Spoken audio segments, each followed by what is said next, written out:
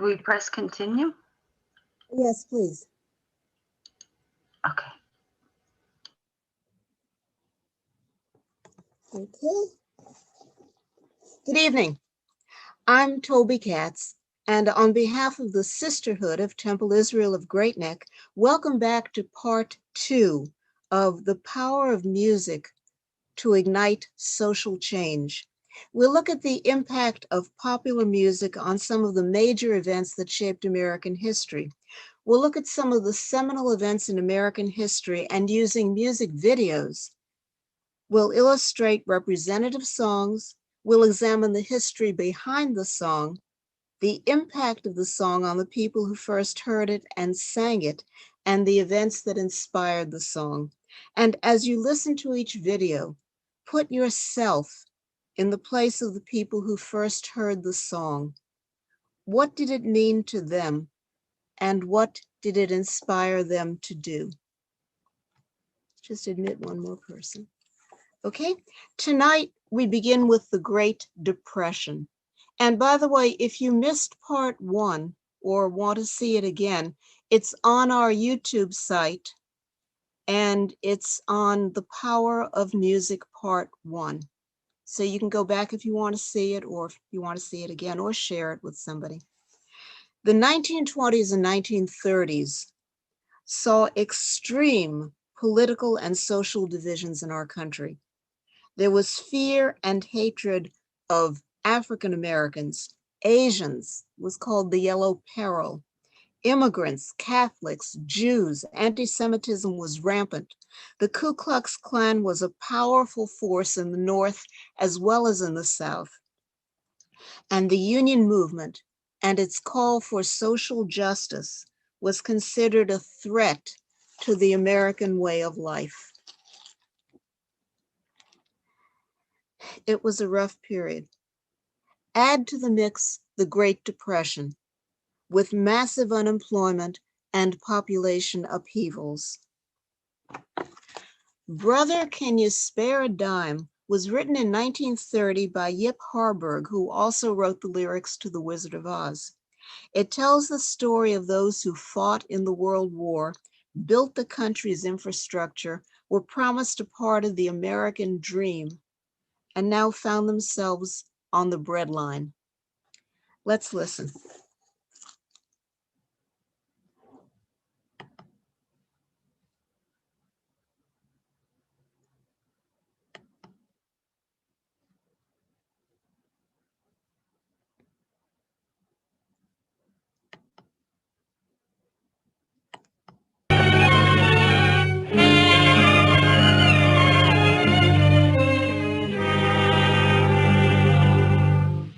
They used to tell me I was building a dream, and so I followed the mob. When there was earth to plow or guns to bear, I was always there, right on the job. They used to tell me I was building a dream, with peace and glory ahead. Why should I be standing in line, just waiting for bread? Once I built a railroad, I made it run, made it race against time. Once I built a railroad, now it's done. Brother, can you spare a dime? Once I built a tower up to the sun, brick and rivet and lime.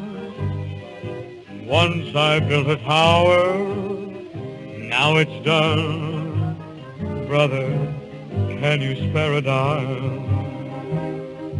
Once in khaki suits, gee, we looked swell, full of that Yankee doodly-dum.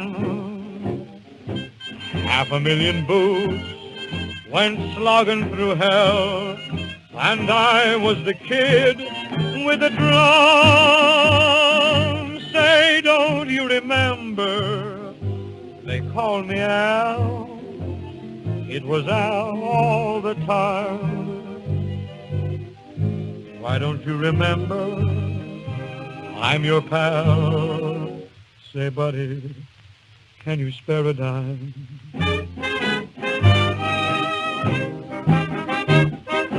One happy days are here again.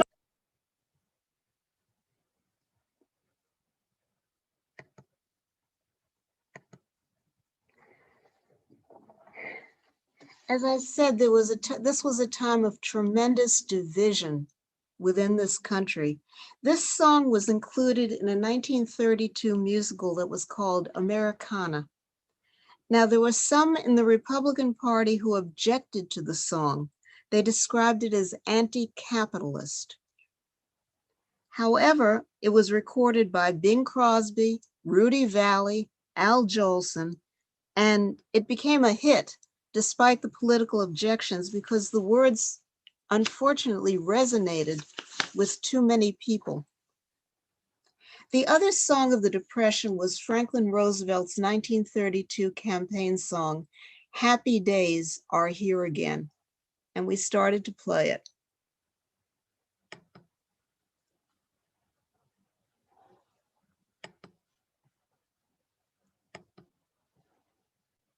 The skies above are clear again. Let us sing a song of cheer again. Happy days are here again.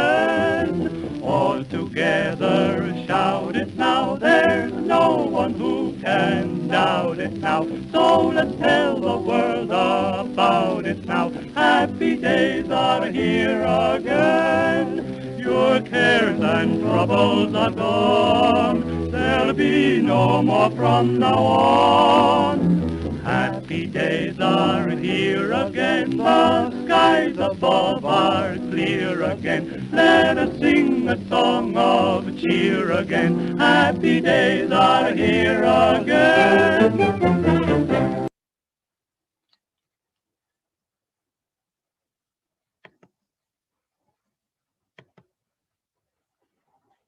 Quite a difference.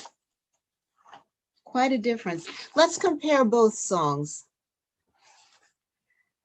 What impact would the lyrics have on Americans who couldn't find work or had to take whatever job they could, no matter what the pay?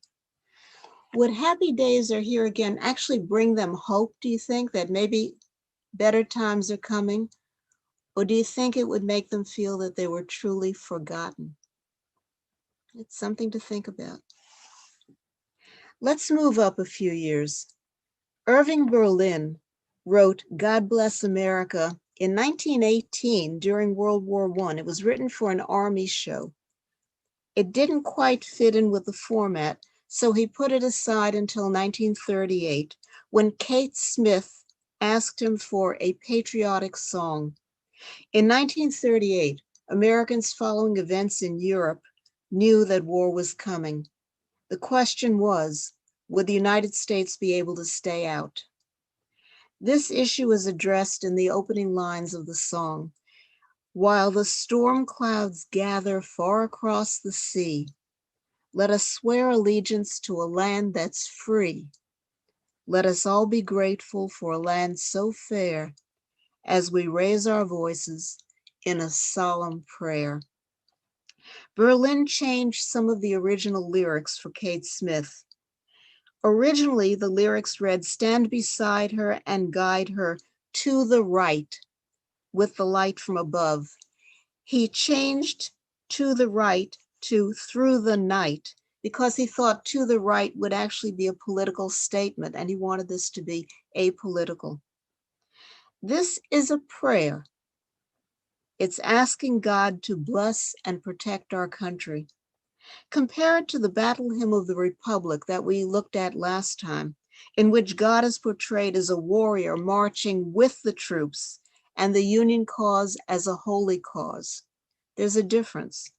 Let's see the video. Now, the video is a colorized version of the original 1938 radio broadcast that introduced the song. We're not at war yet, but the song tells us all that we as Americans have a lot to be grateful for. And by the way, if you take a look, radio audiences and even television audiences in the early days were there for the performance. Notice how the people are dressed. This whole production was done by Michael Cortez, who did the original Robin Hood and also Casablanca. Let's listen.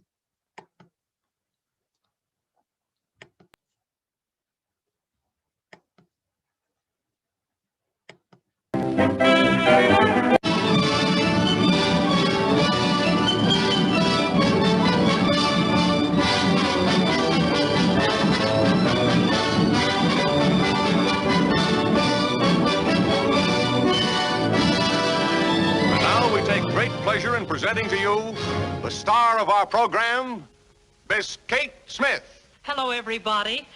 It is my happy privilege to introduce a new song, God Bless America.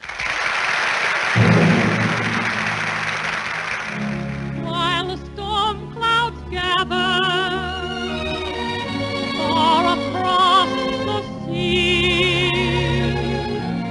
let us swear allegiance to a land that's free. Let us all be grateful for a land so fair, as we raise our voices in a solemn prayer. God bless America, land that I love. Stand beside her and guide her through the night with a light from above. From the mountains to the prairie, to the ocean, white with foam. God bless America, my home, sweet home. God bless America, land that I love. Stand beside her and guide her through the night with a light from above. From the mountain to the prairie, to the ocean, white with foam. God bless America,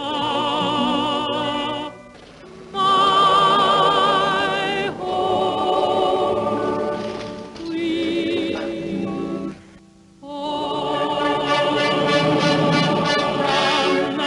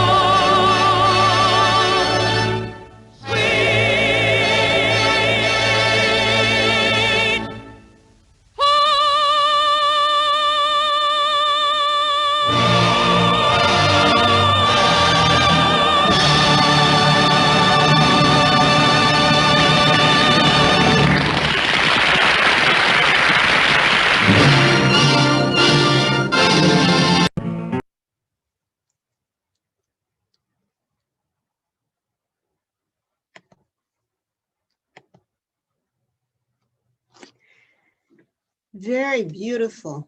Now, who could possibly object to that? So beautiful, so moving, so stirring. Well, somebody did object to God Bless America, and that person was Woody Guthrie. In 1940, Woody Guthrie wrote, "This Land Is Your Land," in opposition to to God Bless America. He grew up in rural Oklahoma at the height of the Depression. At 15, he left home for California, traveling mostly by freight car. The people he met along the way gave him a deep appreciation of the diversity of America. He saw those most affected by the Depression. In 1940, wherever he went, Woody Guthrie heard God Bless America on the radio. He wrote, "This Land Is Your Land," because he realized that Berlin's song omitted any reference to all those who were left out of the American dream, the very people he met on his journey out west, the common people, the working people, the poor, and the dispossessed. The song was originally called God Blessed America for Me. This verse was repeated at the end of each stanza. 4 years later, he changed the line to, "This land was made for you and me." This Land Is Your Land sang about the beauty of America, just like God Bless America, while emphasizing the fact that the country belongs to everyone, not just the wealthy and powerful. It became an anthem for all those who felt left out of the American dream. This was Woody Guthrie's intent. On the application for copyright, he attached a note, and this is the note. "This song is copyrighted in the United States under seal of copyright 154085 for a period of 28 years, and anybody caught singing it without our permission will be mighty good friends of ourn, because frankly, we don't give a darn. Publish it, write it, sing it, swing to it, yodel it. We wrote it, and that's all we wanted to do." This video has Woody Guthrie's voice performing it. 3 stanzas are not included in the video, but these are essential to his work. And these stanzas are, "As I went walking, I saw a sign there, and on the sign it said no trespassing. But on the other side, it didn't say nothing. That side was made for you and me. In the shadow of the steeple, I saw my people. By the relief office, I seen my people. As they stood there hungry, I stood there asking, is this land made for you and me? Nobody living can ever stop me as I go walking that freedom highway. Nobody living can ever make me turn back. This land was made for you and me."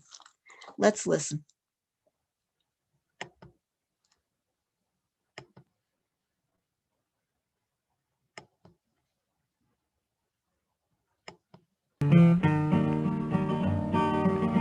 This land is your land, and this land is my land, from the California to the New York Island, from the Redwood Forest to the Gulf Stream waters. This land was made for you and me. As I went a-walking that ribbon of highway, I saw above me that endless skyway, saw below me that golden valley. This land was made for you and me.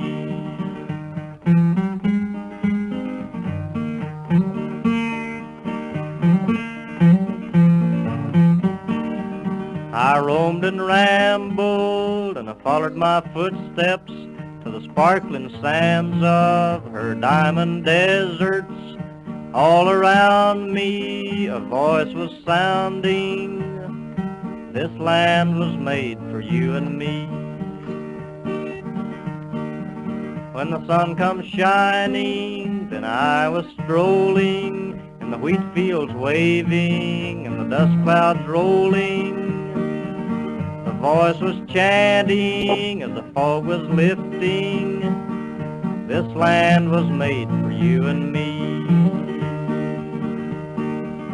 This land is your land, and this land is my land, from California to the New York Island, from Redwood Forest to the Gulf Stream waters. This land was made for you and me. When the sun comes shining, then I was strolling, and the wheat fields waving, the dust clouds rolling, the voice coming chanting, and always lifting. This land was made for you and me.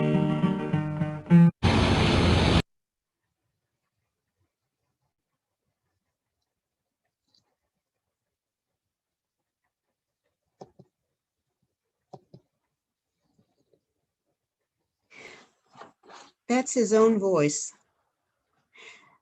And now we go forward a few years actually to the civil rights movement.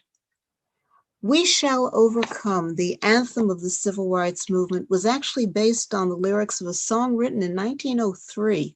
The song was called I'll Overcome Someday. The melody was from a traditional gospel song called I'll Be All Right. In 1946, the song became I Will Overcome, and then I was changed to we, and we was changed to shall, and the rhythm was changed slightly into the present form. We Shall Overcome is recognizable worldwide. The excerpt we have here is from the August 1963 March on Washington. The artist is a 22-year-old Joan Baez. The line she sings, "We Are Not Afraid," has a special history all its own that's going to be explained in the next video. Now, when I captured it, some words came up on the screen and I really couldn't delete it, so it just appeared during the capture. Here are some of the lines that are not in the video. We'll walk hand in hand. We shall live in peace. We shall all be free. We shall stand together. Let's watch the video. This is from the actual March on Washington.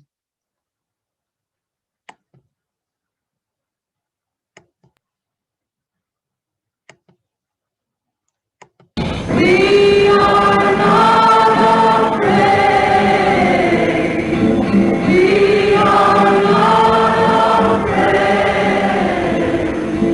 We are not afraid today.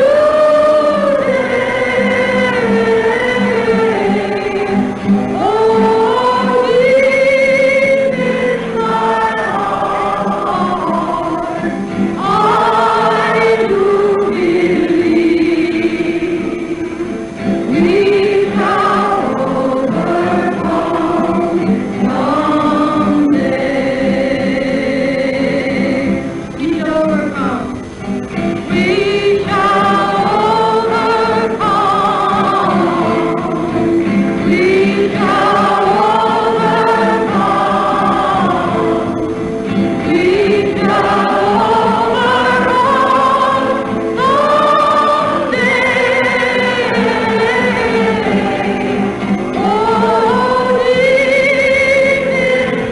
heart, I do believe that we shall overcome someday.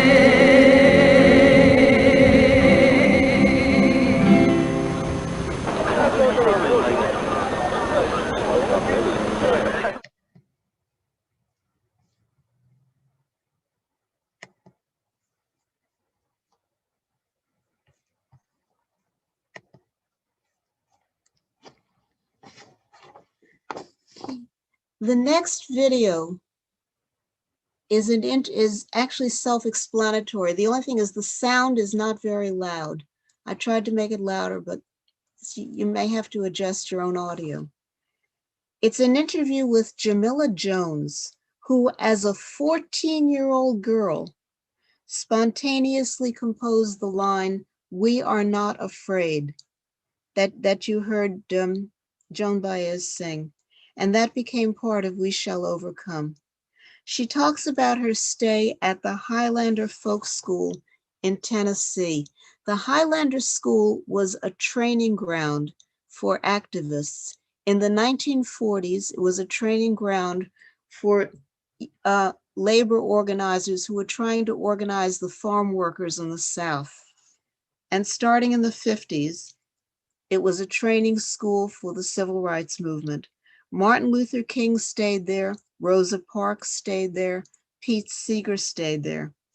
And the reason I've included this is toward the end, Jamila Jones very eloquently explains the power of music, which is, of course, the theme of our series.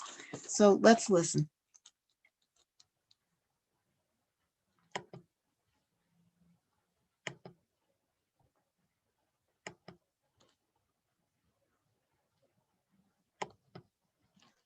From the Library of Congress and the Smithsonian National Museum of African American History and Culture.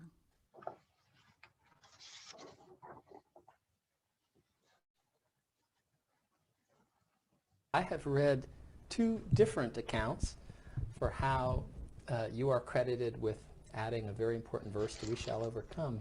Can you share that story with us? You know what? I don't know how much light I can place on that, because you have to remember that I was at Highlander when I was probably 14 years old. And we weren't thinking at the time, oh, I said this, I did this. That was not upon our minds. So that I can remember that when we went to Highlander, we had workshops to prepare us for different things that we would face. And one of the things that Reverend Say, who drove us there, said to us is that we're going to leave by night. And the reason for that is when you get into Montego, Tennessee, the population of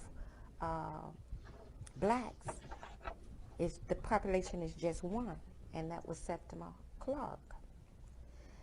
And so to go in by night, we would not be noticed as we would go in. So we went there by night and we came back by night. But one of the things that happened when we were there is the policeman from the city came in. We were having a movie, I believe, that night, Songfest, and they came in, they turned out all the lights from the city, they turned them out. So we were in complete darkness that night. And we could not see each other. We didn't know where, I didn't know where my sister was. I didn't know where Minnie was. We were just there, wherever we were at the time when the lights went out. You know, that's where we sat.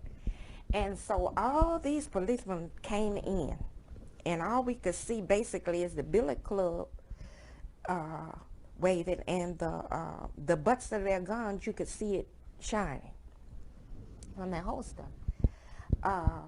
And they told us to sit, you know, of course, stay seated, be quiet, or what have you. And something said, we are not afraid.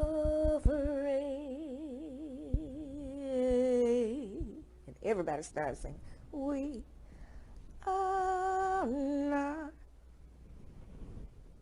And you could hear people come in. My sister, who is not a singer, I knew she was safe because I heard her little out-of-tune voice coming in. And I could hear Minnie's bass come in about we are not afraid. And we got louder and louder with singing that verse until one of the policemen came and he said to me, if you have to sing, and he was actually shaking, do you have to sing so loud? And I could not believe it.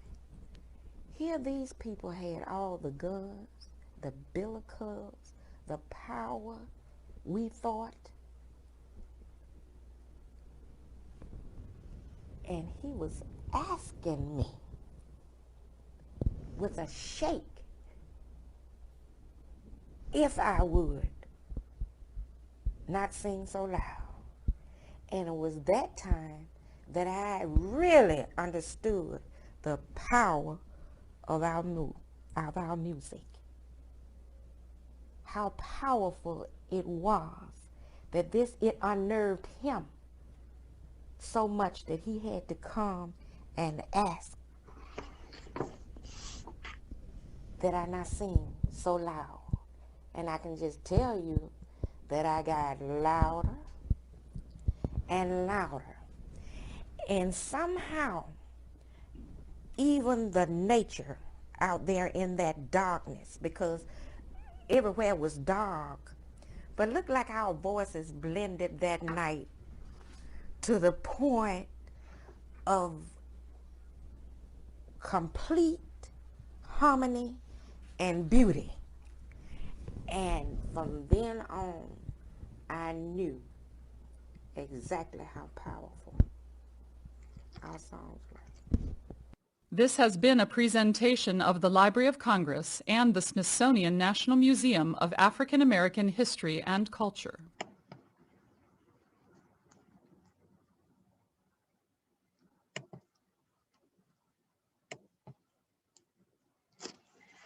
The power of music. The last in our series is Helen Reddy's I Am Woman, which was written in 1971. It was the beginning of the modern women's movement, and it instantaneously became an anthem for the movement. It reached #1 on the Billboard charts the same year the Senate passed the Equal Rights Amendment, Gloria Steinem launched Ms. Magazine, and 1 year before Roe v. Wade. The song was an inspiration to women around the world. Now, what motivated Helen Reddy to write the lyrics? Because she was a singer, she was not a songwriter. Excuse me while I plug in. What motivated her to write the lyrics? Well, she explained, I couldn't find any song that said what I thought being a woman was all about. I thought about all these strong women in my family, but there was nothing in music that reflected that. The only songs were I Feel Pretty from West Side Story, and I certainly never thought of myself as a songwriter, but it came down to having to do it. Let's take a look at one of the popular songs that Reddy was talking about. It's I Enjoy Being a Girl from the Flower Drum Song. Nancy Kwan is describing the stereotypical character traits of an ideal American woman, at least ideal according to Richard Rogers. Let's see what he said, what she's saying actually.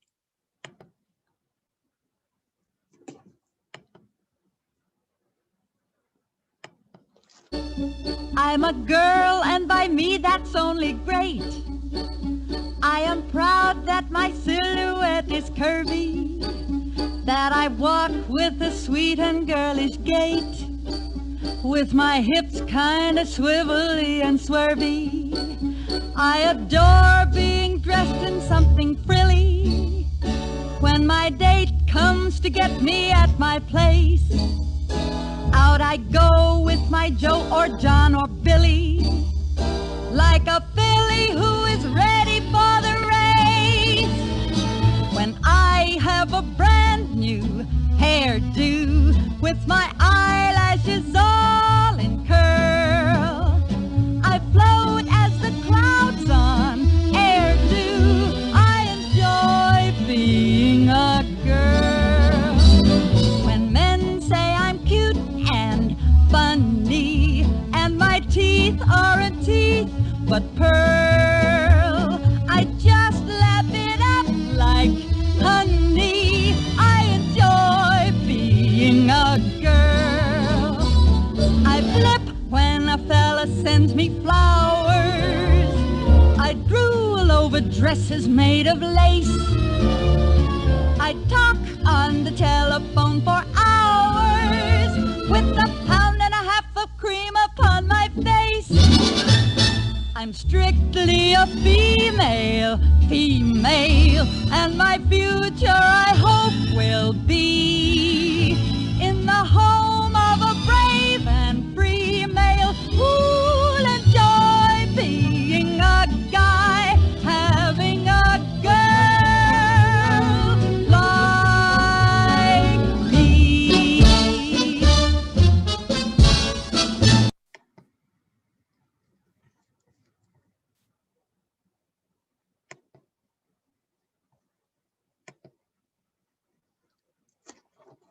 The ideal American woman. Well, Helen Reddy said, I remember lying in bed one night and the words, I am strong, I am invincible, I am woman, just kept going over and over in my head. And that part I considered to be divinely inspired. I had been chosen to get across a message. Now let's contrast the lyrics of I enjoy being a girl with the lyrics of I am woman. And this is why it inspired and motivated women worldwide and became the anthem for the modern women's movement. Let's listen.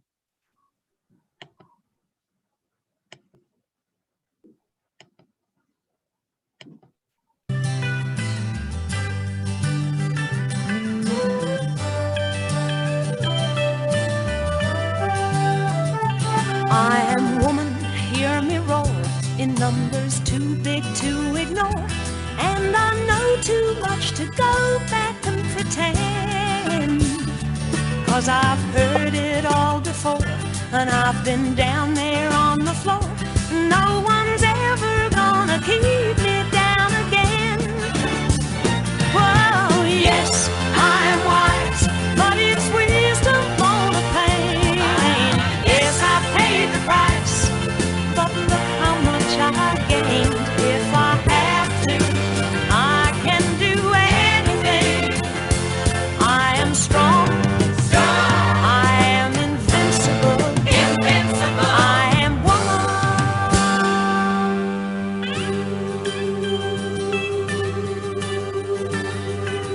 You can bend but never break me, 'cause it only serves to make me more determined to achieve my final goal.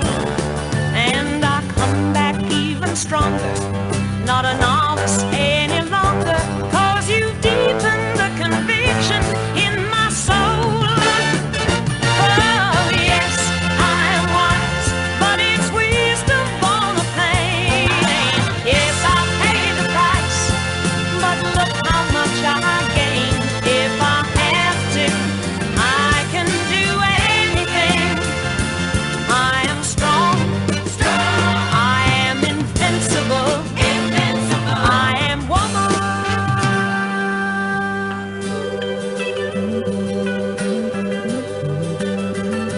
I am woman. Watch me grow. See me standing toe to toe as I spread my loving arms across the land. But I'm still an embryo with a long, long way to go until I'll make my brother understand.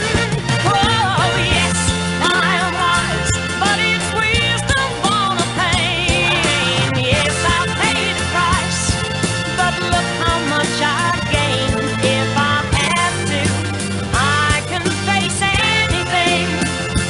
I am strong. I am invincible. I am woman. I am woman. I am invincible. I am strong. I am woman. I am invincible. I am strong.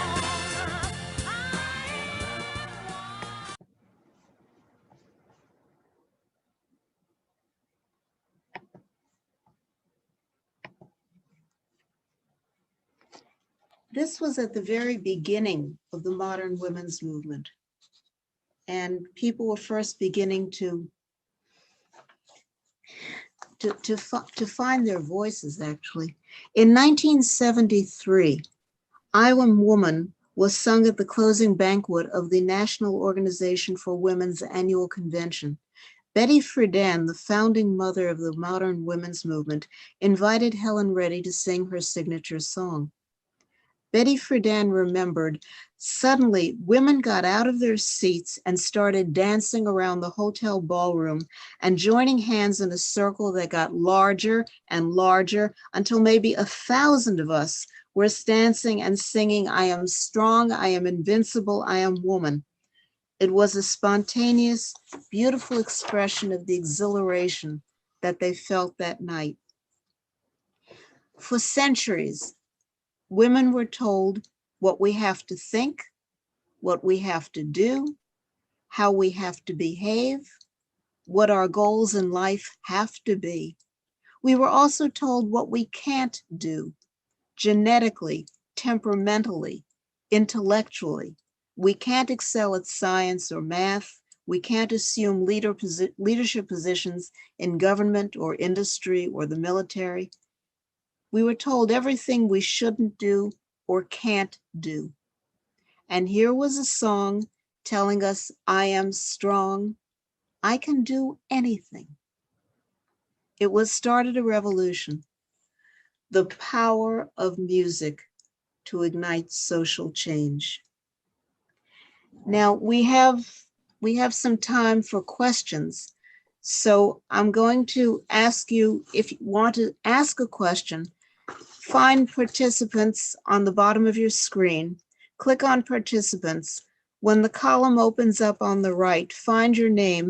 There's a microphone icon next to your name. Just click on it to unmute so you can ask a question. If you don't want to speak up, then find the chat bar, click on it, a column will open, and on the bottom of the column, you'll see a cursor flashing. Click on that and type in your question and we'll see it. And I want to thank everybody for joining us tonight. The next Sisterhood event will be over the summer. You'll get a notice about it. It's going to be a very special in-person luncheon with a musical program. Watch for the flyer, watch for the announcement. So do we have any questions?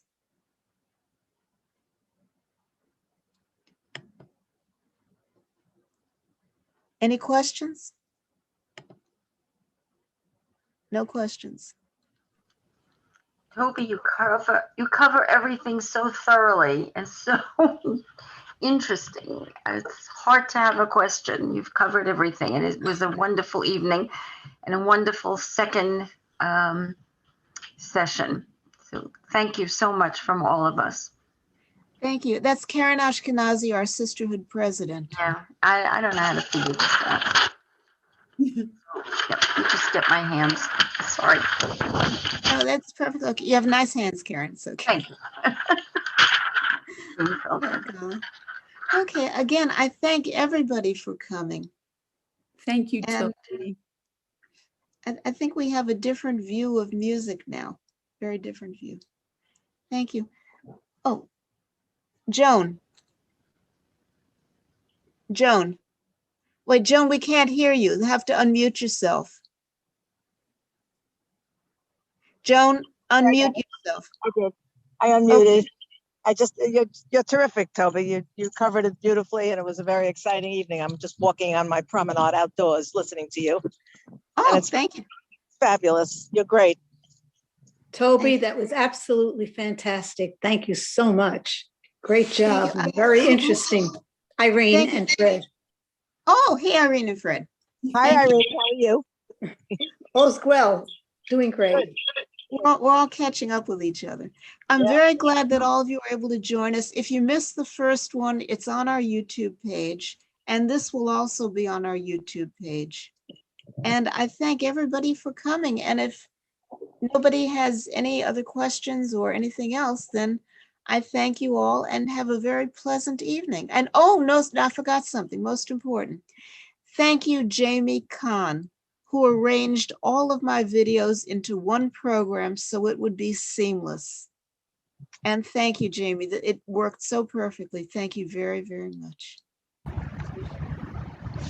Thank you, Toby. Okay, in that case, I thank all of you for coming and have a very pleasant evening. And we stopped recording. So